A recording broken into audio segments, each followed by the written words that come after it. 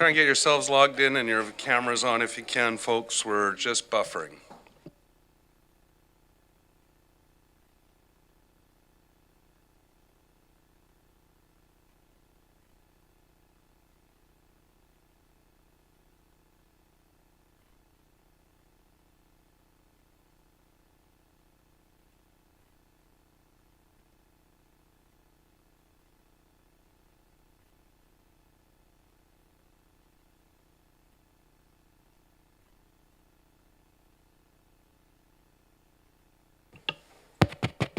You can see that it's,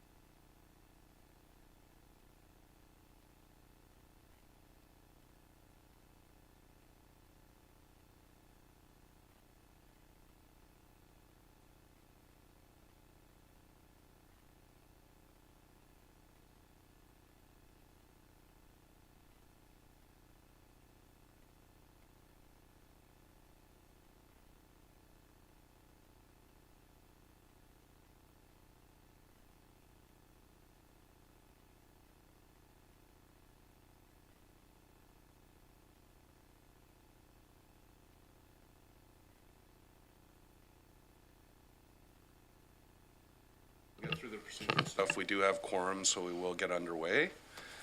Good morning. Sorry, I had council late last night. Good evening, everyone, or good morning, everyone. Welcome to the special board meeting for Wednesday, March 8th, 2023. Before we begin, I'd like to recognize with gratitude that we're gathered here today, meeting on the traditional unceded territory of the Coast Salish people. And I'd also just like to have a brief remark on International Women's Day. Women of all walks of life continue to press forward for true equality in our society, and I know that we all support them. And I often reflect on leadership qualities and the gift that we have in our communities and around our province of great women leaders. Often when I'm looking for the best advice, I seek out friends at this table and around this province and reflect on the true leadership qualities that women bring to our leadership roles. And I'm just so thankful to work with the women at this table and those across our province that show true leadership in very difficult circumstances. So thank you. So we will get underway. We have a pretty straightforward special board agenda this morning. First item on our agenda, Mr. Robbins. The adoption of your agenda as circulated. Moved by Director Morrison, seconded by Director Staples. Any discussion? Seeing none, all those in favor? Any opposed? None opposed, motion carries. Moving on to public input period, Mr. Robbins. Yes, the purpose of the public input period is to afford an opportunity to the public to provide a comment on an agenda item before this special board meeting today. Welcome. Just hit the button on the microphone, but you know the drill. Welcome, Mr. Evans. Good morning, Mr. Chair and directors, staff. Congratulations on getting this far with your 5-year plan budget. It is a mammoth task, and I see you, looks like you've all survived so far. I do have a few questions though, and one is on the Shawnigan-Weir function 681.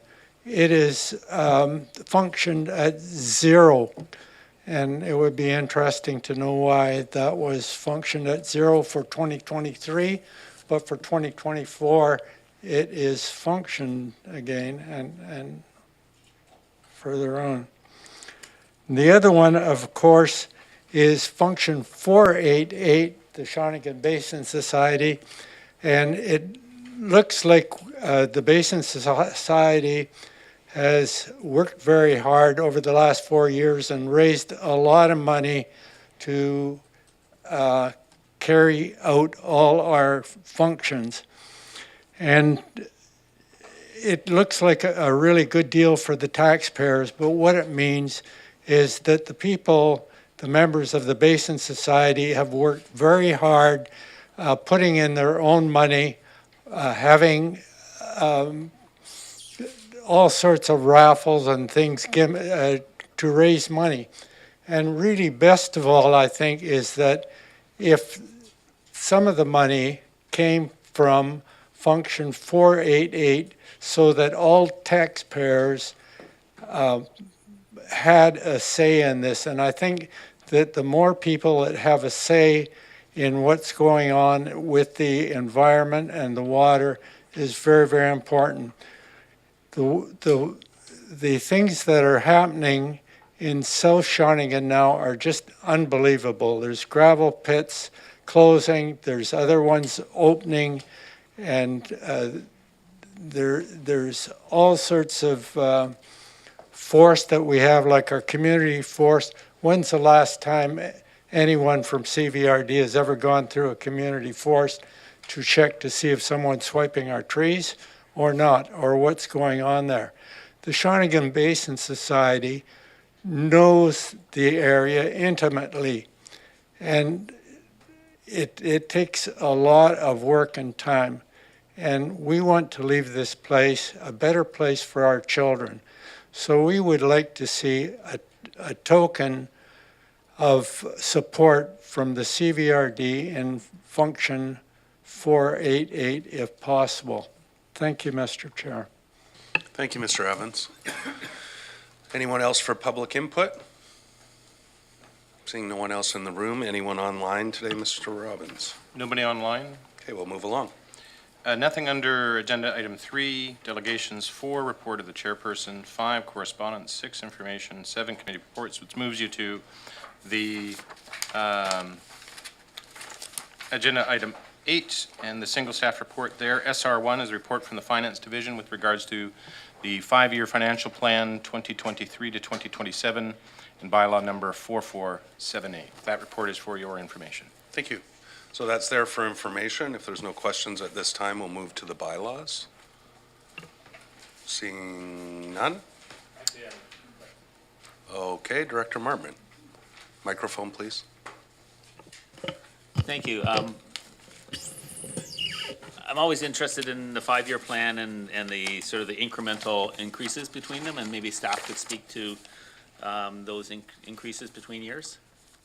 I see there's 14%, roughly 14% between 23, 24, 24, 25, another 14%. Through to staff.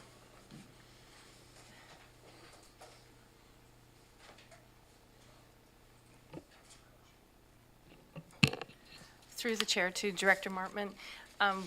We've never really looked at those numbers going forward, but there would be the increase with regards to regional recreation because those are included in the next 3 years. Like, so 2024 will be 2/3 and then 2025 will be the 3/3 and all 100%. So that's where the big increase will come from.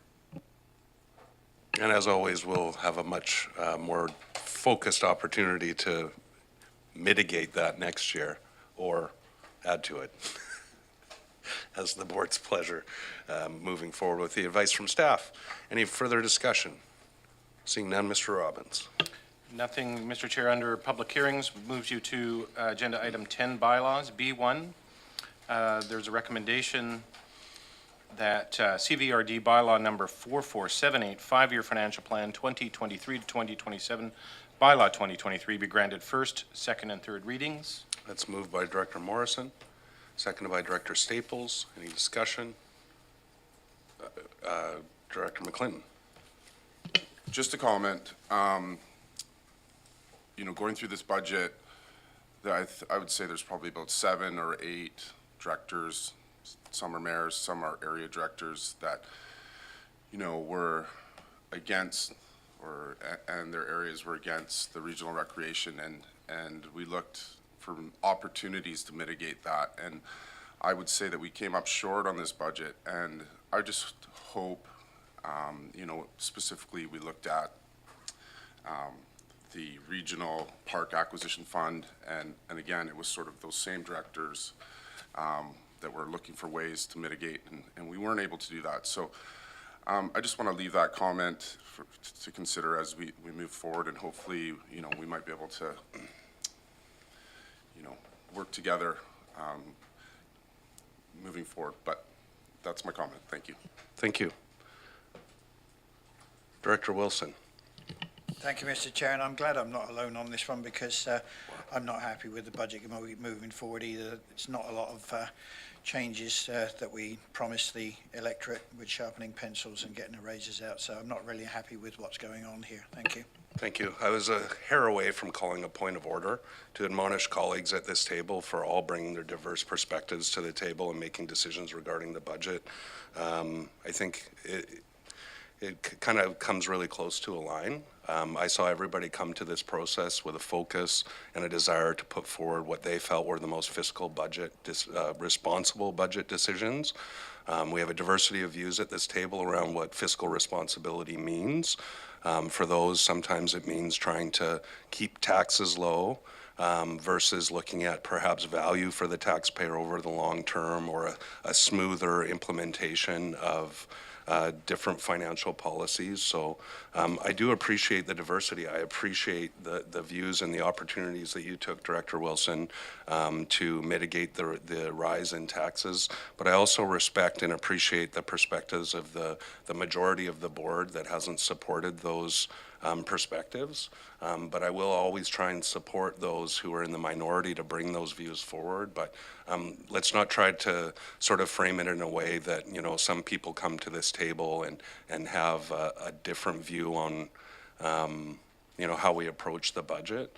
I just hope that we're able to, as we move forward, especially with a group of new elected leaders here, that we are able to find good value for our constituents moving forward, and sort of focus on the issues and not on the people that are making the decisions. So, but I do appreciate the frustration. I share it. Ladysmith has a 46% tax increase at the CVRD this year due to regional recreation.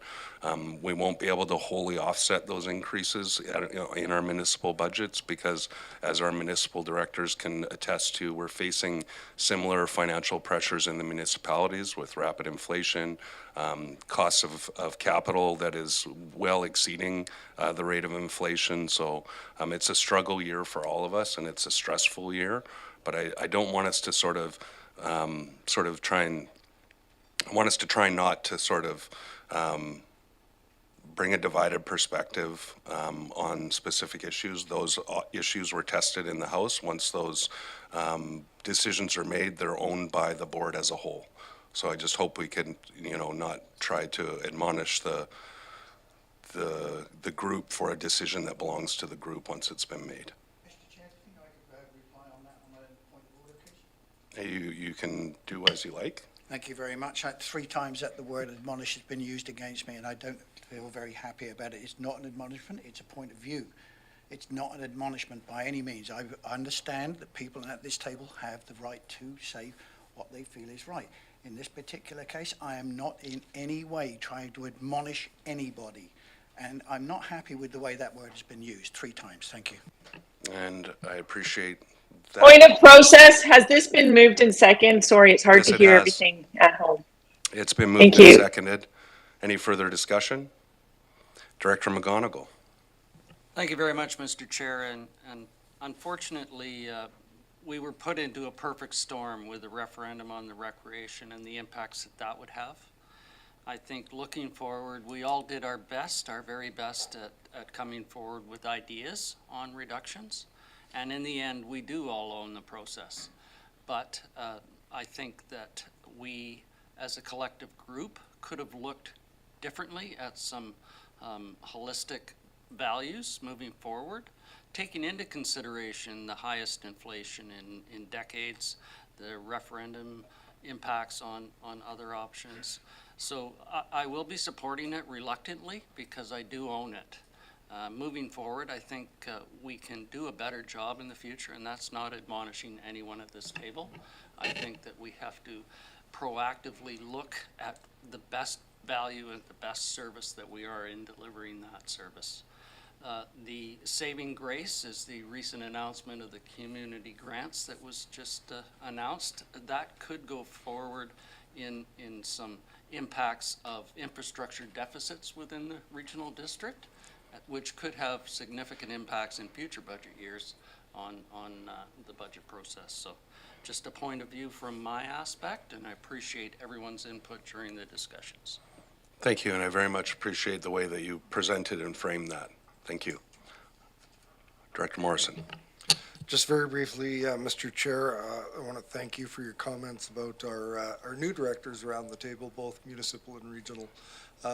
This has been a very challenging process, and I think they've handled it with a fair bit of hard work and grace, and I appreciate that. And this, as has been said, is a challenging process and budget, and with that, I would ask that the question be called. Seeing no further hands, no further discussion, all those in favor and opposed. Director Martman opposed. Motion carries. Moving on, Mr. Robbins. The second part and second recommendation under B1, that CVRD bylaw number 4478, 5-year financial plan 2023-2027, bylaw 2023 be adopted. Moved by Director Morrison, seconded by Director McClinton.